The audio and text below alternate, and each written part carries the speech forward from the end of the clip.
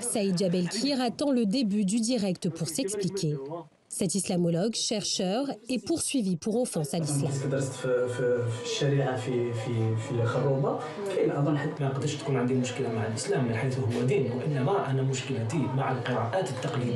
Un collectif citoyen, 7 avocats et un universitaire accusent Saïd Jabelkir de nuire aux préceptes de l'islam. L'intellectuel, spécialiste reconnu du soufisme en Algérie, s'en défend. Les gens qui ont déposé cette plainte, premièrement parce que c'est des gens qui ne sont pas spécialistes du domaine de la religion. Ils n'ont pas normalement à déposer plainte sur un sujet qui ne les concerne pas.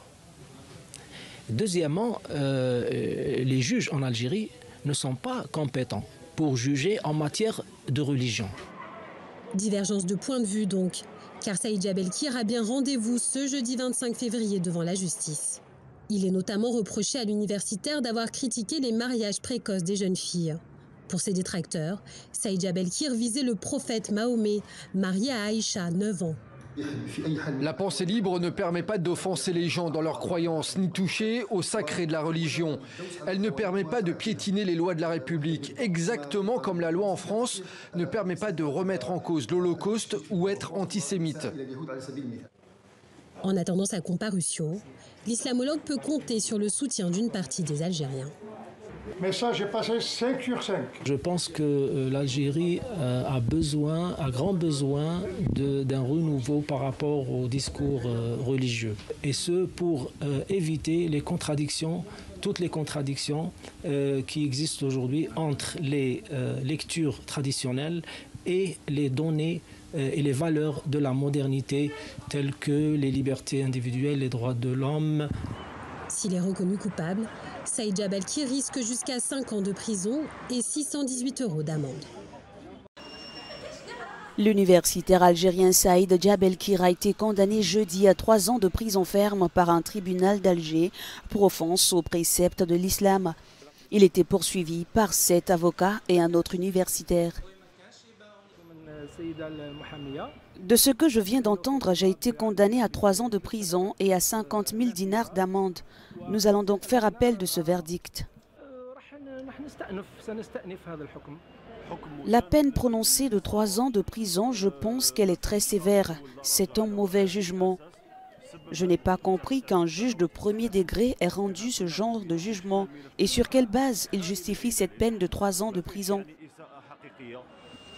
En Algérie, la loi punit de 3 à 5 ans d'emprisonnement ou d'une amende de 50 000 à 100 000 dinars quiconque offense le prophète ou dénigre le dogme ou les préceptes de l'islam.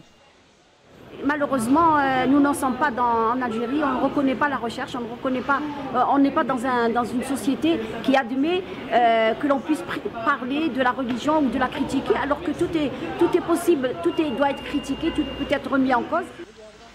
Saïd Jabelkir a déclaré qu'il ferait appel et irait jusqu'en cassation si nécessaire. Le chercheur n'a pas été placé sous mandat de dépôt. Ce soir, nous recevons M. Al-Benchir, président de la Fondation de l'Islam de France. Bonsoir M. Benchir. Alors avant qu'on revienne sur l'islam de France et en France, je voulais avoir votre avis sur la condamnation de Saïd Jabelkir en Algérie. D'abord, vous êtes les bienvenus ici et à chaque fois que vous souhaitez venir, vous serez toujours les bienvenus. Maintenant, à propos de cette condamnation, en première instance, concernant Saïd Jabelkir, j'ai eu l'occasion de m'exprimer par écrit. Maintenant, je vous le dis, c'est un scandale. La justice algérienne aurait pu ne pas se donner en spectacle comme ça dans le monde. Ce n'est pas bon de judiciariser les débats, et notamment les débats intellectuels et théologiques. Ça ne se passe pas dans les prétoires. Le débat doit être serein, calme, sérieux, exigeant et avec des connaissances. Maintenant, ceci a été possible parce qu'il y a un article, le fameux article 144 bis du Code pénal algérien, qui criminalise les atteintes aux principes, aux préceptes de l'islam. Il faudrait revoir ce point. À mon avis, nous gagnerions tous en intelligence en séparant les deux ordres, l'ordre religieux de l'ordre politique.